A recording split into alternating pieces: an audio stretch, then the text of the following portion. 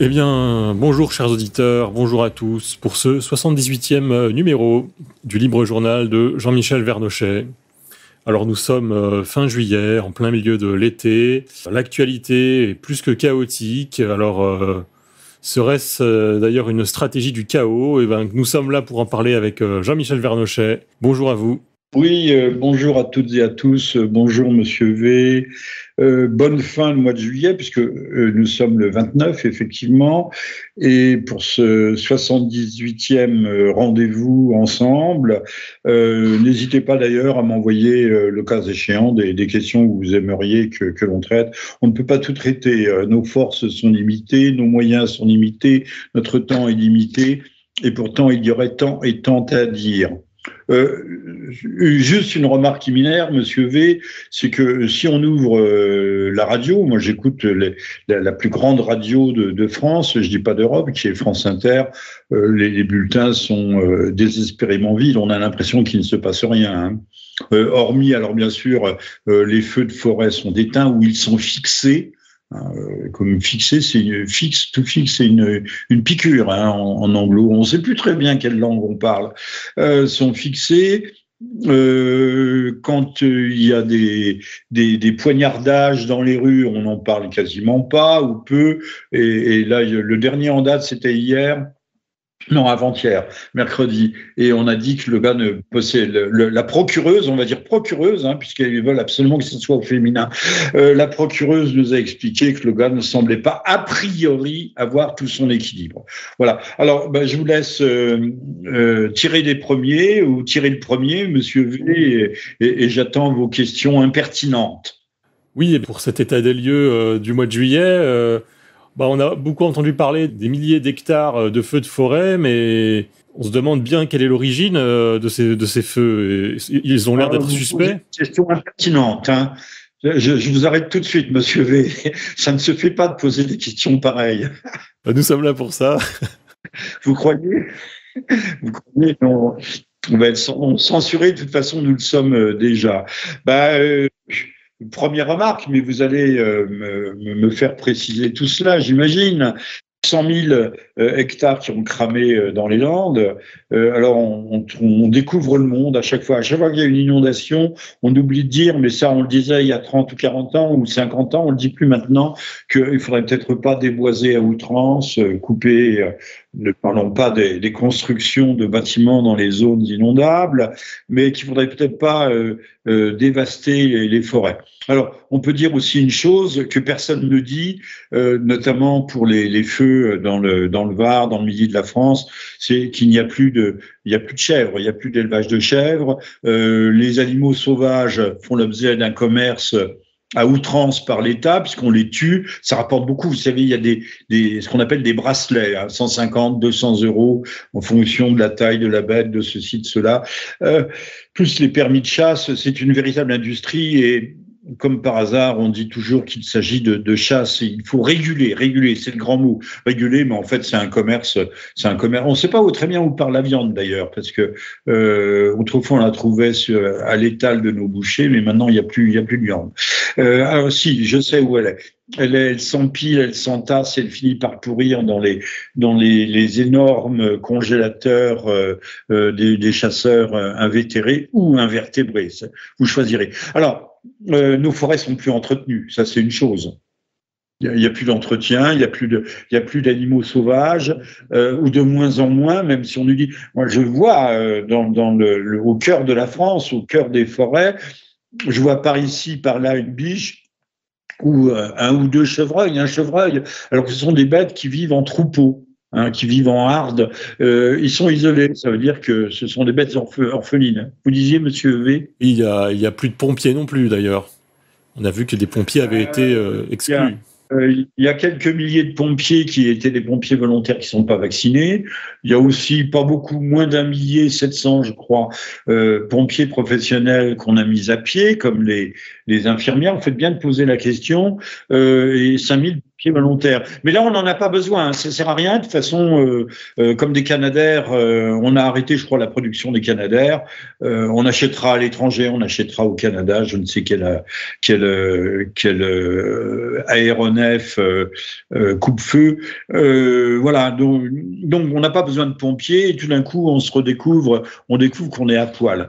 Bon, les forêts, encore une fois, sont pas entretenues. Tout le monde sait que la monosylviculture, comme la monoculture, c'est-à-dire uniquement des pins, c'est pas forcément bon. Encore une fois, le couvert forestier, lui, n'est pas nettoyé régulièrement. Mais le plus grave, Monsieur V, et vous le savez comme moi, c'est que la plupart des incendies, peut-être pas tous, mais beaucoup sont des incendies volontaires. Alors, il y a toujours l'excuse du mégot, comme pour Notre-Dame, il y a le mégot jeté par la fenêtre, il y a des connards qui encore en plein été et canicule jettent. Oui. Bon, j'y crois pas beaucoup. Ou l'excuse du climat, parce que le climat a bon dos maintenant, le réchauffement. Alors, effectivement, nous allons y venir. Il y a le climat, mais surtout, c'est là on a arrêté, paraît-il, une douzaine d'individus potentiellement incendiaires. On dit des supposés, présupposés, suspects d'incendie volontaire.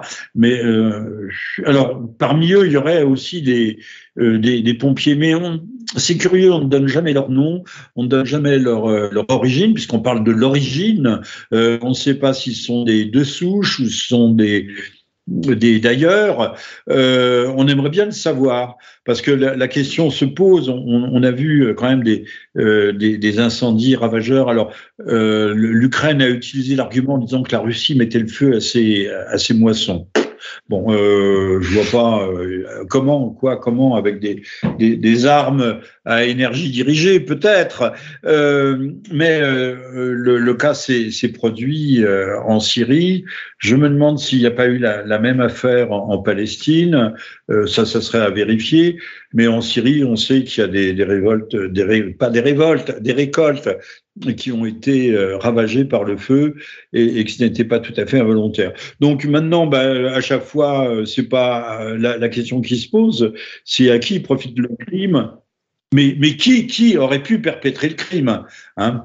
Je rappellerai que l'empereur Napoléon, que les Français aiment bien. D'ailleurs, je signale que sa statue vient d'être réinstallée à Rouen, sa statue équestre.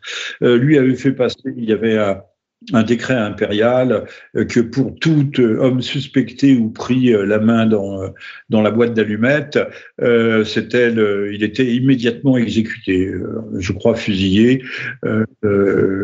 Plaisantez pas à cette époque-là.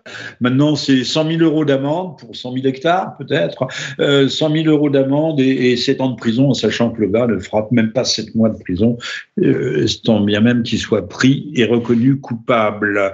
Donc, moi, je ne peux pas m'empêcher de rapprocher ça des poignardages qui sont multipliés. On y viendra, je pense.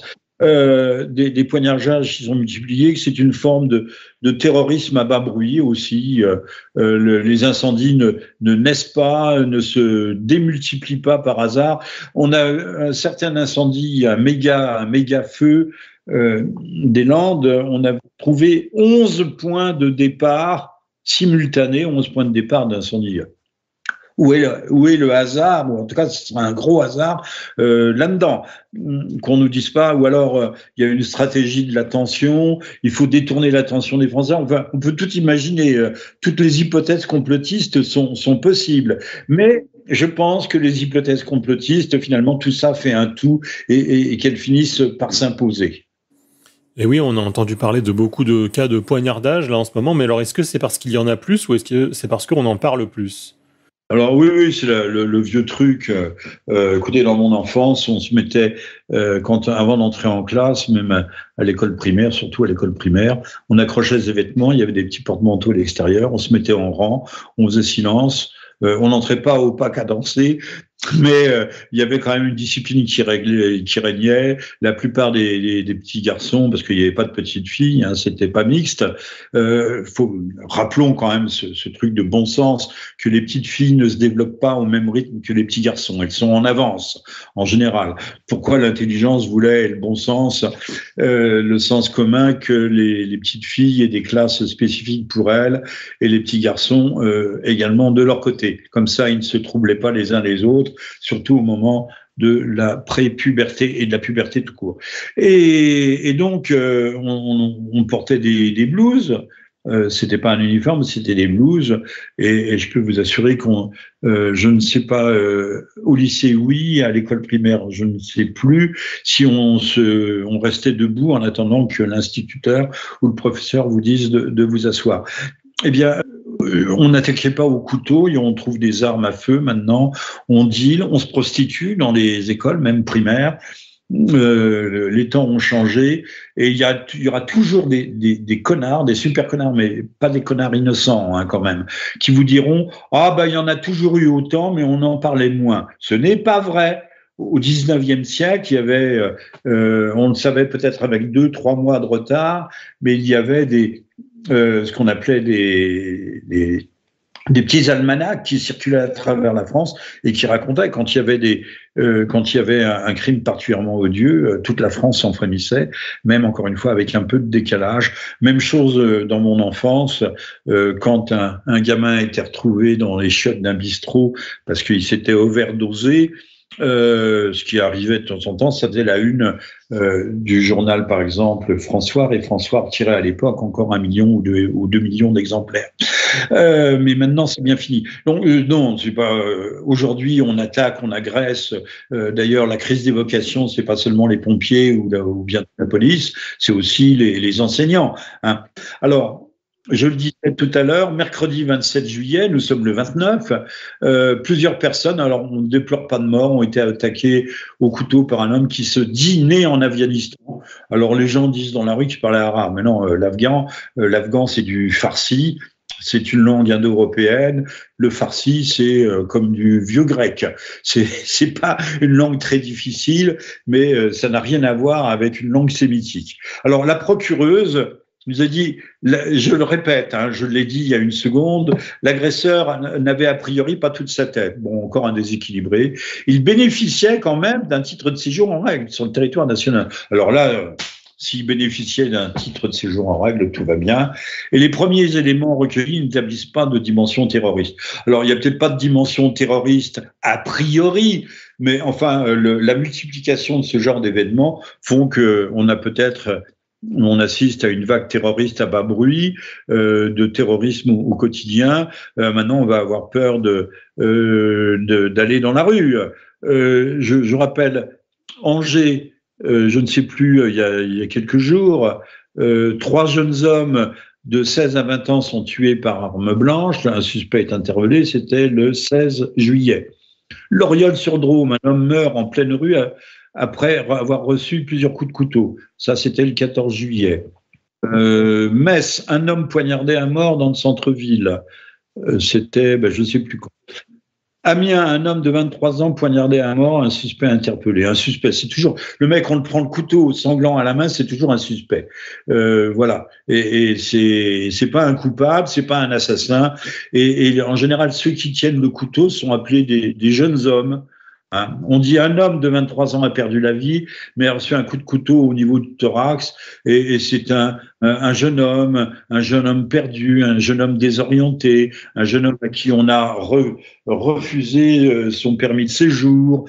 Voilà, on a refusé un logement dans un HLM 3 étoiles. Oui, ou quelqu'un que l'on a regardé de travers dans la rue. Oui, ou qui a une cigarette. Ça, je me souviens, il y a déjà 50 ans, place Saint-Michel, il y avait un gamin qui, pour avoir refusé une clope, s'était pris un coup de couteau dans le ventre.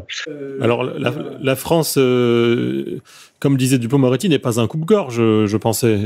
Alors, Dupond-Moretti répondait à la jeune garde homosexualiste de Madame Le Pen, en l'occurrence à Monsieur Julien Audoul, comme chenilles, sont des gens qui font la une de la grande presse, qui n'est pas forcément d'ailleurs gauchiste ou ultra progressiste, la grande presse LGBTQX Z prime. Oui, la France, on peut se poser la question, mais il aurait été bien de se la poser depuis un certain temps, et même sans attendre le Bataclan. C'est comme je le disais, il y a 50 ans, place devant la fontaine de la place Saint-Michel, un garçon s'était fait un jeune homme, lui on peut dire un jeune homme, s'était fait trucider par un voyou. On dirait aujourd'hui une racaille, sont des voyous, mais je pense qu'il n'y a pas de nom qui s'oppose, qui soit applicable à ce type de comportement et à ce type d'individu, qui devrait être expédié ad patres. Tout le monde comprend l'expression ad patres le plus vite possible. Il ne s'agit pas de compatir aux douleurs de la véritable victime qui serait l'assassin, mais de protéger ceux qui risquent de trucider à sa sortie de prison, qui ne sera après un séjour en général relativement court, même très court. Quand même, dimanche dernier, je crois que c'était le 23, dans l'église Saint-Germain-en-Laye, alors ça parce qu'il faut relier, on tue des gens, ça rappelle quand même André Gide qui avait écrit Les Caves du Vatican, avec des jeunes gens qui commettaient ce qu'ils appelaient un acte gratuit, qui avait non pas défenestré, mais éjecté d'un train Gide, qui était pédophile, et pédophile assumé, à l'époque ça ne choquait pas, dans les années 30, avait éjecté un type d'un train, c'était très bien. Alors, on peut dire qu'il n'y a pas de terrorisme, je dis que non, si on met tout bout à bout, c'est du terrorisme. Mais il y a aussi effectivement cette folie ordinaire qui se trouve, comme l'a dit, alors là je vais citer, je me rattrape, Christophe Benz, qui était témoin, qui était présent. C'est un député du Rassemblement national, et lui, il nous parle pas de la France couche-gorge, mais il nous dit que ses comportements sont à la croisée de la psychiatrie, de l'islamisme et du satanisme. Donc, le dimanche dernier, un forcené est venu casser la gueule des fidèles dans l'église de Saint-Germain. Il y avait bien une boîte, c'est ça qui est amusant. Il y avait une boîte d'appel pour la police, mais la boîte d'appel était dans un placard cadenassé ou fermé à clé. C'est vraiment trop drôle, mais on parlait de l'actualité, on ne parle pas de toutes ces églises qui sont profanées, des statues qui sont sauvagement brisées ou incendiées.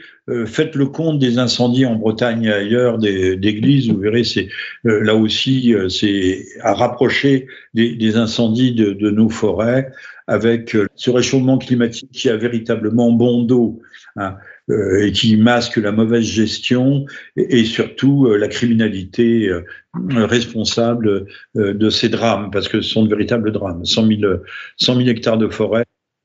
Voilà. Donc, toucher à l'islam ou toucher au judaïsme, et la France sera en feu, alors c'est le cas de le dire, médiatiquement en feu, mais on peut attaquer. Aviez-vous entendu parler de cette attaque de l'église Saint-Germain-en-Laye ? Non, non, non, non. Non, ça n'a aucun intérêt, on n'en parle pas. Nos médias, qui sont d'une honnêteté parfaite, qui sont la référence absolue, ne sont pas là pour en parler, bien entendu. Tout comme ils ne sont pas là pour parler finalement de la supercherie du narratif Covid ou même du conflit ukrainien en ce moment. Alors, le narratif Covid, vous avez raison. Alors, on sent que ça tient plus. Ça tient plus. La vaccination n'est plus obligatoire ou plus du tout en Espagne. Mais ça, là aussi, nos médias se gardent bien de nous en informer. Le pass vaccinal, je crois que c'est vaccinal ou sanitaire. Vaccinal, l'un des deux, vous choisirez. Il y est mis fin maintenant, aujourd'hui, demain, enfin pour cette fin du mois de juillet, je crois que c'était la semaine dernière, ce qui veut bien dire que nos gens du pouvoir, que ce soit le pouvoir sanitaire ou le pouvoir politique, ne croient même plus à leurs propres mensonges, ou que leurs propres mensonges ne sont plus tenables. On sait que le président, qui est un personnage peu recommandable, peu sympathique, Delfrécy, a quitté son poste, a dissous le conseil scientifique en disant que le gouvernement avait raconté n'importe quoi à propos des masques, mais s'il avait été au bout de son de sa petite poussée de prurite, de véridique, de véridicité, de vérité, il nous aurait dit que le masque, de toute façon, n'a jamais servi à rien, parce que le filtrage est fait pour les grosses molécules et pas pour les molécules virales qui passent à travers toutes les mailles de tous les masques qui ne sont pas des masques spécifiquement conçus pour cela. Donc, monsieur Delfrécy, il lâche tous un peu de lest. Alors, entre-temps, là où vous avez raison, c'est quand même, il y a eu une contre-offensive, il y a un rapport qui est de plusieurs unités scientifiques pour nous expliquer que si, quand même, vraiment, oui, le Covid sortait du marché aux poissons, plutôt aux animaux vivants. On vendait n'importe quoi, des singes, des chats, des rats, tout ce que l'on veut, des mangoustes, des chauves-souris. C'est assez répugnant quand même. Je veux bien que la Chine soit face bloc avec la Russie face à l'Occident dévorateur et impérialiste. Enfin bon, il ferait bien de réformer un peu aussi certaines de leurs mœurs. Eh bien, je vais vous dire sur quoi s'appuyaient ces recherches, simplement sur des statistiques de voir qui avait été contaminé dans la périphérie du marché.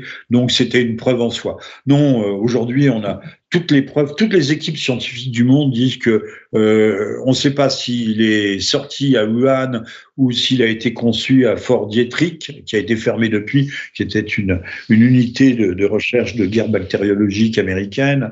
Mais je pense qu'il y a en fait une véritable unanimité scientifique pour dire que c'était une fabrication humaine. Mais ça, ils sont pas encore prêts à le reconnaître. Le reconnaîtront-ils jamais? On sait qu'on vit depuis des décennies et des décennies sur des mythes. On croit toujours que le Lusitania, par exemple, était un axe. Vous savez, c'est cet incident qui a fait entrer les États-Unis dans la guerre, un paquebot avec des passagers qui en fait transportaient des armes. C'est toujours aussi les civils sont des otages, comme en Ukraine et ailleurs. Le Lusitania était d'une pure monstruosité allemande, alors que c'était un piège qui avait été tendu à l'arrivée à proximité des côtes anglaises, britanniques. Les bateaux de protection du Lusitania avaient, comme par hasard, disparu. Donc, ces malheureux Allemands, je dis pas ces malheureux Allemands, c'est une formule rhétorique, sont tombés dans le panneau, de même que les Japonais étaient savamment attendus à Pearl Harbor. Ça fait d'ailleurs assez peu de morts, 1500 je crois, et que leur porte-avions était en haute mer, donc laissant intacte la flotte de combat américaine. Voilà, donc il y a des mythes, on vit sur des mythes, les mythes ont la peau très dure, et peut-être découvrira-t-on. Là maintenant, on devait aller en 2024 sur la Lune, hein. Alors on va peut-être envoyer des robots, mais là on parle maintenant de 2030, ça recule constamment. Alors si on est allé dans les années 90, on voit pas très bien, dans les années 80 même, on voit pas très bien pourquoi on n'y est pas retourné maintenant, surtout au vu des enjeux géostratégiques, spatiaux et des enjeux miniers. Voilà. Bon, donc nous vivons sur des mythes, mais il y a constamment des petites. On envoie des ballons. Non, c'est bien. On a la preuve, enfin, parce que, enfin, des preuves statistiques en regardant les malades, l'origine, la proximité, l'habitation des malades. Enfin, on se fout de la gueule du monde là. Hein, voilà. Et oui, tout à fait. Nous vivons dans un monde de mythes. Ces mythes par-ci, ces mythes par-là. Et je pense qu'on peut rappeler la citation du docteur Michael Yeadon, là, au sujet du mythe du Covid, justement. Je vais essayer de vous la trouver. Alors, qui est ce médecin? Ancien vice-président et conseiller scientifique en chef de Pfizer. C'est le vice-président de Pfizer, donc il doit savoir de quoi il parle. Hein. Premièrement, alors, citation du vice-président de Pfizer, Donc, il était aux premières loges, c'est le moins qu'on puisse dire. Premièrement, on nous a menti, citation, hein, sur l'ampleur de la menace que représente cette entité appelée le SRAS-CoV-2 et sur la maladie de Covid-19. On sait très bien, Montagnier l'a dit, mais tout le monde l'a dit dès le départ, que ça ne tuait que des grands vieillards, c'est-à-dire avec une moyenne d'âge de 85 ans et éventuellement des gens atteints de comorbidité. C'est pour ça que maintenant, on veut vacciner les enfants au berceau. Et rendre d'ailleurs, il faut le préciser, rendre obligatoire. Ça, c'est du Buzyn à l'état pur. Buzyn est à l'OMS. Maintenant, vous le savez, elle a été récompensée pour ses bons et déloyaux services. On veut inclure ça dans les 11 vaccins obligatoires aux nouveau-nés. Donc, les nouveau-nés vont être zombifiés. Ça sera des légumes à l'âge adulte. Ils seront plus bons qu'au fond qu'à passer leur journée entière devant leur smartphone. Bon, donc je reprends la citation. On nous a menti à ce sujet de toutes les manières possibles et imaginables. C'est le vice-président de Pfizer qui parle. En résumé, on nous a trompés et c'était délibéré. Il le savait et aucune mesure n'était vraiment nécessaire si ce n'est de rester chez soi si on était malade. Alors, je vous rappelle que la Suède, il n'y a pas eu de confinement en Suède, il n'y a pas eu de vaccination. Enfin, on se faisait vacciner si on en avait envie. Donc, ça s'est très bien passé. Mais ça, là aussi, silence radio intégral et sur toute la ligne à propos du cas suédois. Alors, notre vice-président de Pfizer poursuit. Ils ont abusé du PCR, la réaction de polymérisation en chaîne, qui fabriquait des cas positifs. Ils ont surdiagnostiqué des cas, ils ont forcé la main des gouvernements du monde entier pour acheter des vaccins et des antiviraux. Alors, tout le monde se souvient du remdesivir qui rendait plus malade, qui ne soignait et qui a été abandonné assez rapidement, mais qu'on avait acheté en doses massives, et tout cela pour des milliards de dollars. Quant à la protéine Spike, elle présente des similarités avec de nouveaux brins chez l'homme, des similarités. Elle peut donc pousser le corps a déclenché une réaction immunitaire aux protéines humaines, c'est ce qu'on appelle une réaction auto-immune. Et c'est vrai qu'on voit des scléroses en plaques apparaître un peu partout. Pourtant, les scientifiques ont tous et même choisi la protéine Spike qui violait toute règle en termes de sécurité et d'efficacité. Alors, on a parlé de vaccin, mais on le sait, ce n'était pas un vaccin. C'était une thérapie génique. Qui est toujours en cours d'expérimentation jusqu'en 1923. Donc, vous n'avez aucun recours. Si vous avez accepté la vaccination, vous avez accepté de vous prêter à une expérience et donc aucun recours devant les tribunaux, devant personne n'est responsable, surtout pas les laboratoires et encore moins l'État français. Alors, c'est pourquoi je termine là-dessus. Le fameux docteur Yeadon pense qu'il ne s'agissait pas d'une erreur, puisqu'il y a eu coordination à travers les laboratoires, à travers les équipes. Alors, on peut parler de la contagion, du conformisme, de la bêtise, de l'inculture, de la destruction de la culture scientifique. C'était pas une erreur, mais bel et bien un choix intentionnel. Voilà. Alors, ils vont nous trouver autre chose. Bon, là, il y a déjà la variole du singe, mais quand même, ils ont fait un effort plus que pour le sida, parce que pour le sida, tout le monde fermait sa gueule. On oubliait de dire que c'était une maladie qui affectait en priorité les homosexuels et les drogués, puisque c'était une maladie du sang, une maladie sexuellement transmissible et sanguinement transmissible. On a la variole du singe et on nous dit bien que ce sont les homosexuels, mais pas seulement, les travailleurs du sexe en général, les tenanciers de bordel ou de backroom. Si vous ne savez pas ce qu'est un backroom, essayez de deviner. Qui sont exposés. Donc, c'est une population qui est effectivement extrêmement précieuse. C'est le sel de la terre, et donc il faut la protéger au maximum et emmerder toute la population. C'est comme pour le crime. Il y a un mec qui commet un crime ou un attentat, et on va mettre sous surveillance. Et les lois Patriot Act 1 et 2 aux États-Unis, c'est toute la population qui est incarcérée par la surveillance et le contrôle. Voilà. Et donc, là, il y a des populations minoritaires, déviantes, peut-on même dire, qui ont mais qui sont, encore une fois, ce qu'il y a de plus précieux dans le monde moderne. Et c'est ce sur quoi et là, ça nous fait une sorte de transition avec l'Ukraine. C'est ce contre quoi lutte Poutine. Il veut pas de la merde occidentale que cette merde occidentale arrive chez lui. Même chose pour Orban. Oui, d'ailleurs, on constate d'ailleurs maintenant un dégonflement de Baudruche, déjà le Covid, et puis maintenant l'affaire ukrainienne dont on parle de moins en moins, parce qu'il y aurait visiblement des désaccords entre Zelensky et le commandement de son armée. Écoutez, Zelensky a mis à l'écart, je crois, près de 600 ou 800 hauts fonctionnaires, mais plus spécialement, il a limogé, c'est envoyé à Limoges. Limogé, c'était une expression de la Première Guerre mondiale. À la fois son procureur, qui est une procureuse générale, et le patron, qui était pourtant un de ses amis de ses services de renseignement. Et puis, des oligarques se sont vus retirer leur passeport ukrainien, et lorsqu'ils se sont présentés à la frontière pour revenir en Ukraine, on leur a dit « niet, niet ». Je ne sais pas si les Ukrainiens disent niet, vous ne passez pas, vous n'êtes plus Ukrainien. Mais on les a pas envoyés avec un uniforme se battre en première ligne. Je vais citer, ça serait peut-être pas mal, un très court extrait du président, parce qu'on n'entend pas Poutine à la télévision française, ce qui est normal, sauf pour nous dire que c'est un homme qui est obsédé par l'argent, qui possède des châteaux extraordinaires. C'est pas des châteaux en Espagne, mais des châteaux fabuleux. C'est en fait un malade mental, comme s'il avait besoin de 2 ou 3 châteaux. Bon, il avait une femme, il avait une maîtresse, mais ça me rappelle un peu Saddam Hussein. Il avait une maîtresse, Saddam Hussein avait une maîtresse chrétienne qui lui a donné un enfant, je crois, pas 2. Donc, sont des gens qui sont des dictateurs raisonnables de ce point de vue-là.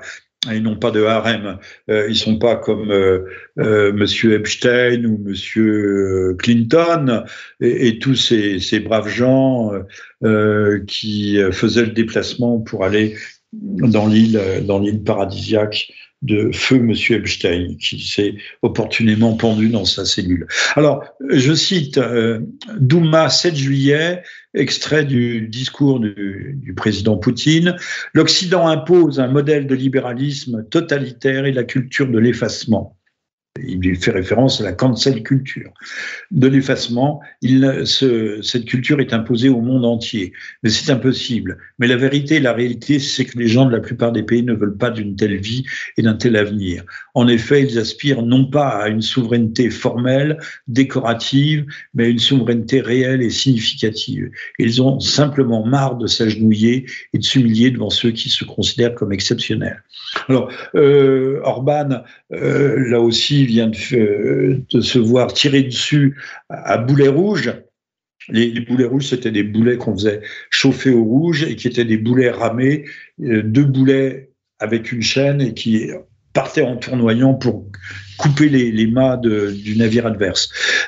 Donc, il se fait tirer dessus à boulet rouge parce qu'il veut aussi faire comme Monsieur Poutine, restreindre, voire interdire la publicité pour l'inversion sexuelle, pour toutes les déviances, les transsexualismes et autres, pour les mineurs.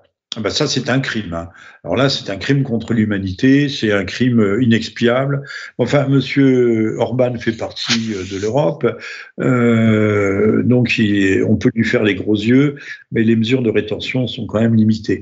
Mais on voit bien que cette guerre d'Ukraine, qui est une guerre en fait de l'Amérique wokiste, de l'OTAN, et donc de l'OTAN, puisque l'OTAN est le bras armé de l'Amérique, est une guerre contre la Russie, la Fédération de Russie, est une guerre civilisationnelle.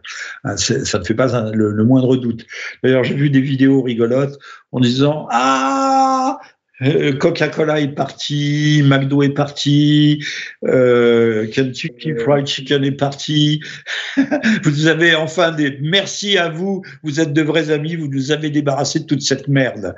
Voilà. Non. Alors je rappelle que si le fond des océans est tapisté de plastique, on doit en grande partie à Coca-Cola, qui avait abandonné volontairement les bouteilles de verre consignées qu'il vendait au début. De toute façon, ne buvez pas de Coca-Cola, on ne sait pas ce qu'il y a dedans.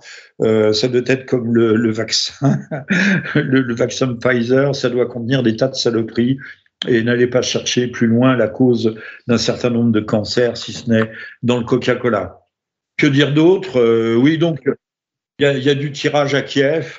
Il y a du tirage à Kiev, voilà. Alors on nous dit que les Russes ont marqué une pause, là, qu'ils sont arrêtés, ils n'avancent plus. Et alors, je pense que parmi ceux qui ont été limogés, mais c'est une pure hypothèse de ma part, un certain nombre devaient pousser à reprendre des négociations qui avaient démarré au tout début de l'opération spéciale et qui avaient été interrompues immédiatement sur ordre de Washington et du Pentagone, ou de la CIA et de Wall Street, et de la Cité de Londres. Je voudrais se rendre compte que c'est sans issue et que les Ukrainiens, les jeunes Ukrainiens servent de chair à canon, de viande de boucherie, puisque c'est de 18 à 60 ans, hein, la conscription obligatoire, et qu'il y aurait des unités spéciales à l'arrière pour liquider, mais ce qui s'est passé toujours dans toutes les guerres. Hein. Avec le NKVD, il y avait aussi des groupes spéciaux pour liquider les soldats qui reculaient, mais pendant la guerre de 14, nous aussi, on avait des sous-officiers avec le revolver, je pense que c'était des revolvers, sortis et qui étaient derrière les vagues d'assaut dans les tranchées, qui sortaient des tranchées. D'autant, quand je parle de chars à canon, ils viennent, je crois, d'ouvrir la conscription pour certaines catégories féminines. Où non seulement on va faire buter les jeunes gens, mais également les femmes. Alors j'imagine que ce ne sont pas les mères de famille. Enfin, bon, sur le modèle américain, les femmes doivent combattre, mais normalement elles combattent, elles sont combattantes, elles portent l'uniforme dans des secteurs peut-être moins exposés. Elles ne sont pas sous le feu des obusiers adverses. J'ai pas dit ennemi, hein, j'ai dit adverse.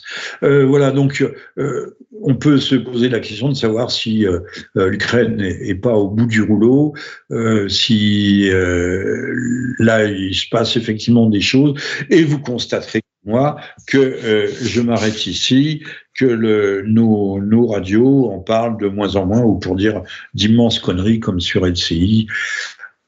Voilà, je dis d'immenses conneries parce que c'est être con au point où ces gens se trouvent, sont arrivés, c'est assez répugnant. Hein. Alors pour terminer, quelques petits mots sur le cirque parlementaire, le cirque Pinder d'ailleurs, on peut dire ça. Oui, le guignol, mais qui n'est pas un grand guignol, c'est un guignol un peu minable, un peu misérable. On a vu l'autre jour les filles de la NUPES, de la NUP, arriver avec des cravates un peu ridicules, puis des nœuds de cravate pas très bien faits, puis un peu lâches, donc un peu débraillés. Je rappellerai à propos du débraillé, qui est la caractéristique de notre époque. Je ne sais pas si c'est Obama ou si c'est Giscard qui un beau jour a cessé de mettre une cravate et avait, sur le modèle Bernard-Henri Lévy d'ailleurs, un débraillé qui se voulait chic et la chemise largement ouverte et échancrée. Bon, on n'est plus au temps du jabot que portait encore pourtant Robespierre. Et donc elles ont fait ça pour ridiculiser non pas l'exigence, mais les remarques désobligeantes relativement à leur tenue vestimentaire et également verbale. Je voulais parler de Raspail. Raspail, c'est intéressant puisque c'est l'homme qui a publié en 74 Le Camp des Saints. Et à propos de la France gorge, nous nous trouvons peut-être dans le Camp des Saints sans nous en rendre bien compte. Et qui parlait, je me souviens de l'avoir entendu, je crois que c'était à Toulon, parler du débraillé verbal, oral, avec le ouais. C'est vrai qu'il y a un débraillé de la langue, mais là, je me demande si de temps en temps, il reste encore une langue française dans ce malheureux pays. Il suffit encore d'entendre un tout petit peu moins sur CNews, mais c'est pas tellement mieux, BFM ou LCI, ou le reste. Hein. Je ne veux pas, on tire pas sur les ambulances. Et donc, il s'agissait pour elle, pour ses filles, c'est gigoince, c'est un mot breton, gigoince, de réagir et de tourner en dérision la tenue. Mais enfin, je pense que quand on est un représentant du peuple, on a à cœur de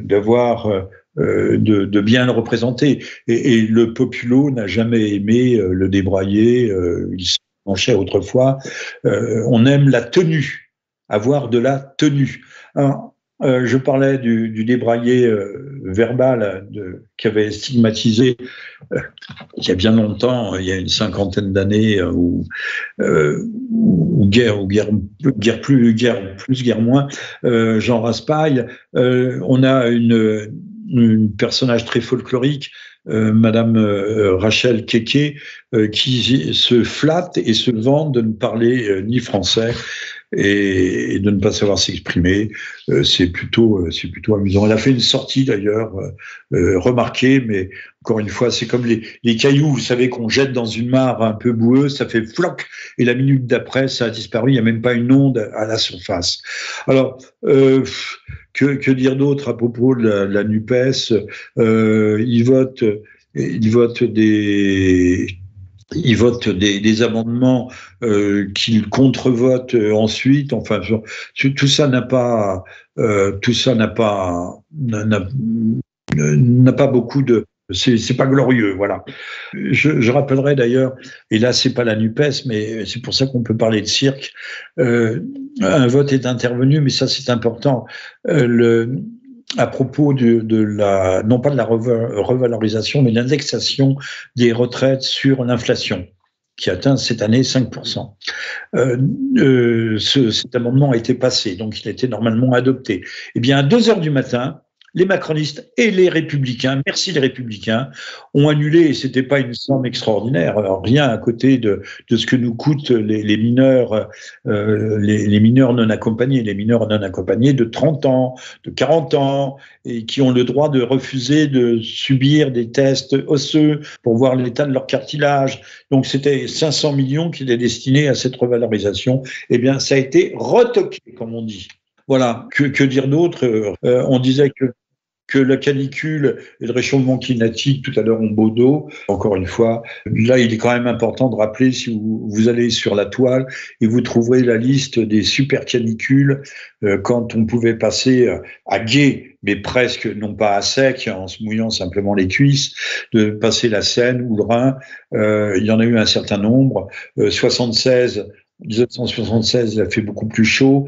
En 2003 aussi, c'était pas mal. Le niveau des rivières et de la Seine, mais pas de la Seine à Paris, puisqu'il y a des retenues d'eau, le lac du Der et le lac d'Orient, étaient assez basses.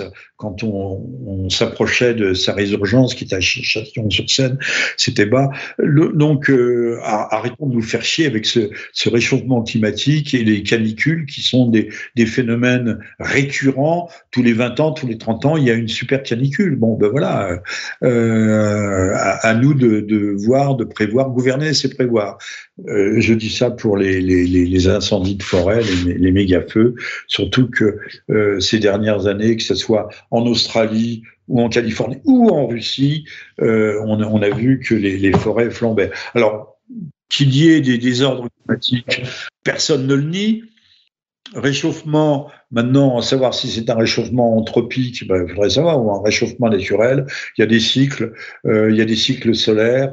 Mais c'est très intéressant, c'est comme pour le Covid, le réchauffement climatique, ça fait partie de ces épées de Damoclès qu'on a suspendues au-dessus de nos têtes, ça fait partie des peurs qui sont censées encadrer les populations, conditionner les opinions et leur faire avaler tout et n'importe quoi, et surtout non seulement des couleuvres, mais d'immenses anacondas, et des anacondas que nous aurons beaucoup de mal à digérer.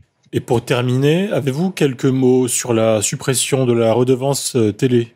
Non, si ce n'est que vive la disparition de la redevance, mais qu'on va payer par ailleurs, parce que le service public de l'audiovisuel, c'est de la merde. Et à part des exceptions, je regarde, il y a de très bons documentaires animaliers sur Arte. À part ou sur la 2, il y a Secret d'Histoire, qui tombe quand même. On fait beaucoup actuellement d'émissions sur les soi-disant grandes femmes. Il y a eu Jeanne de Belleville sur une piratesse, soi-disant par amour, parce que le roi avait fait tuer son mari. Mais enfin, c'est une femme tellement admirable, tellement extraordinaire, tellement féministe avant la lettre, que quand elle prenait un bateau, elle faisait couper les bras et les jambes de ses prisonniers. Donc rien de corsaire et tout était pirate, et pour les balancer dans la mer. Bon, je sais pas, on pourrait donner d'autres exemples et d'autres modèles d'émancipation féminine.